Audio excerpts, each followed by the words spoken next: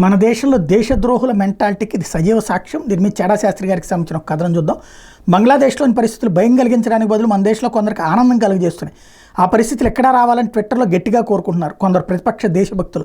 చాలామంది దేశ విదేశీ సెలబ్రిటీ జర్నలిస్టులు, మేధావులతో సహా బంగ్లాదేశ్లోని హింసాత్మక సంఘటనల పరిస్థితుల్ని నిర్లజ్జగా సమర్థిస్తున్నారు. అయితే మన దేశంలో కూడా ప్రతిపక్షాలు గతంలో అటువంటి ప్రయత్నాలు చేశారు.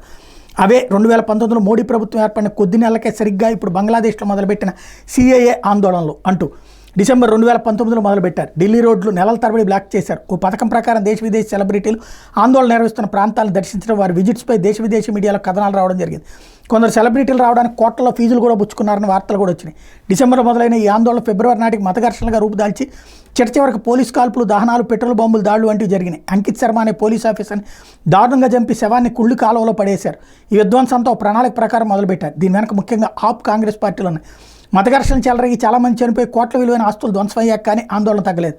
అలాగే షాహీన్ బాగ్ ఆందోళనలో ఆగిన 6 నెలలకు మళ్ళీ ఢిల్లీలోనే రైతులు ఆందోళనలు అంటూ ఢిల్లీ, హర్యానా, పంజాబ్ హైవేలు నెలల తరబడి దిగ్బంధనం చేశారు. ఏకంగా అక్కడే నివాసం ఉండటానికి అని తాత్కాలిక ఇళ్ళు, టెంట్ హౌస్లు, రోజు 100 మందికి వండి పెట్టడానికి కిచెన్లు ఏర్పాటు చేసుకున్నారు. అంత భారీ ఎత్తున అన్ని నెలల పాటు 100,000 మందితో ఆందోళన నిర్వహించడం అంటే కొన్ని 100 కోట్ల ఖర్చు. ఎవరు భరించారు ఈ ఖర్చు? అక్కడ ప్రాంతాన్ని మిలిటరీ తరహా కంటోన్మెంట్ వంటి ప్రాంతంగా మార్చడానికి వెనక ఉన్న శక్తులేవి? సాధారణ పేద రైతులు అంత భారీ ఏర్పాట్లు నెలల తరబడి చేయగలరా? పోలీసులకు మద్దతు తెలపాల్సిన ఢిల్లీ ఆ ప్రభుత్వం రాజ్యాంగ విలువలకు విరుద్ధంగా ఆందోళనకారులకు అన్ని సదుపాయాలంటే ట్యాంకర్స్తో మంచినీరు, ఆహార పదార్థాలు, జనరేటర్లు మొదలైన ఏర్పాటు చేసి వారికి సహాయ సహకారాలు అందజేస్తూ ప్రత్యక్ష మద్దతు ఇచ్చింది. ఈ ఆందోళనకారులు ఢిల్లీ లోపలికి రావడానికి అనుమతి తీసుకుని పెద్ద పెద్ద ట్రాక్టర్లు, జేసీబీలు, లారీలు తీసుకొచ్చి ఢిల్లీలో విధ్వంసం సృష్టించి పోలీసులు చితకబాది చివరగా ఎర్రకోట మీద ఖలిస్తాన్ జెండా ఎగరవేశారు.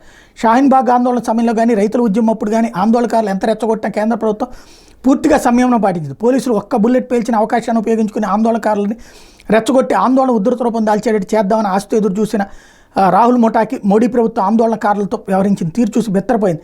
ఇంటెలిజెన్స్ సమాచారాన్ని ఆధారం చేసుకుని దేశ శాంతి భద్రతను దృష్టిలో ఉంచుకుని పంతానికి పోకుండా మోడీ ప్రభుత్వం రైతు బిల్లుని పూర్తిగా ఉపసంహరించుకుని రాహుల్ ముఠా ఆశల మీద పూర్తిగా నీళ్లు గుమ్మరించింది. ఆ సమయంలో మోడీ ప్రభుత్వం వ్యవహరించిన తీరు చూసి చాలామంది జాతీయవాదులకే కోపం వచ్చింది. ప్రభుత్వానికి పూర్తి మెజారిటీ ఉన్న ఆందోళనకారులతో కట్టంగా వ్యవహరించకుండా చవట్లాగా ప్రభుత్వాన్ని నడుపుతున్నారని మోడీ అని చాలా ఘాటుగా విమర్శించారు. మోడీకి అప్పటికే ముఖ్యమంత్రిగా, ప్రధానిగా సుమారు 20 సంవత్సరాల అనుభవం ఉంది.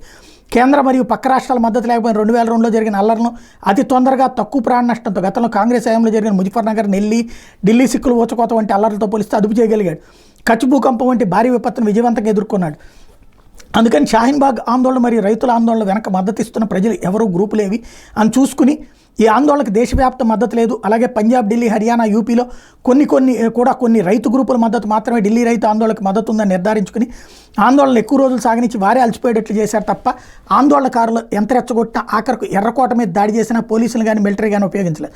బాగా వయసు, అనుభవం, పాలనా అనుభవం, జీవితంలో అనేక కఠిన పరీక్షలు ఎదుర్కొని విజయవంతంగా వాటిని దాటుకుని పైకి ఎదిగిన నాయకుడు మోడీ చేతిలో భారతదేశం సురక్షితంగా ఉంది. ఊరికే అది బాగాలేదు, ఇది బాగాలేదని పరిపాలన కన్నాలు వెతుకుతూ మోడీని దింపేద్దామన్న శక్తులకి మద్దతు ఇచ్చి ఏ పరిపాలన అనుభవం లేని, ఏ కష్టాలు ఎదుర్కొని సొంతగా నిర్ణయాలు తీసుకోలేని రాహుల్ వంటి వాడి చేతిలో దేశాన్ని పెడితే జరగబోయే దారుణ పరిణామాలకు మనమే బాధ్యులం అవుతాం. నీ ప్రాణం నువ్వు అమితంగా ప్రేమించే నీ కుటుంబ సభ్యుల ప్రాణాలు క్షేమంగా ఉండాలన్నా, నువ్వు కూడబెట్టుకున్న ఆస్తులు నువ్వు, నీ పిల్లలు అనుభవించాలన్న, దేశం ప్రశాంతంగా ఉంటేనే అవి సాధ్యపడతాయి. అంతా బాగుంది, నాకేం పర్వాలేదు అనుకునే రోజులు కావు. నా ఉద్యోగం, నా కుటుంబం, నా సంపాదన అంటూ గిరిగీసుకుని కూర్చొని మనమున్న ఊళ్ళో, రాష్ట్రంలో, దేశంలో, ప్రపంచంలో జరుగుతున్న పరిణామాలు గమనించకుండా నిర్లక్ష్యం చేస్తే భారీ మూల్యం చెల్లించుకోవాల్సి వస్తుంది. బంగ్లాదేశ్లో హిందూ దేవాలయాలపై జరుగుతున్నటువంటి దాడుల గురించి వస్తున్న వీడియోలు భయం కల్పిస్తున్నాయి. తస్మాత్ జాగ్రత్త అని చెప్తున్నారు. ఎవరైతే ఈ పత్రికలు ఇవి హైలైట్ చేస్తున్నాయో, అలాగే కొంతమంది సంతోషపడుతున్నటువంటి వేళ ఇవన్నిటిని కూడా గుర్తు చేస్తున్నటువంటి పరిస్థితి. ఎందుకంటే క్రమంగా బంగ్లాదేశ్లో పరిస్థితే మన దగ్గరకు వస్తే, నేను ఇప్పటికే చాలాసార్లు ప్రస్తావించాను ఈ అంశాన్ని.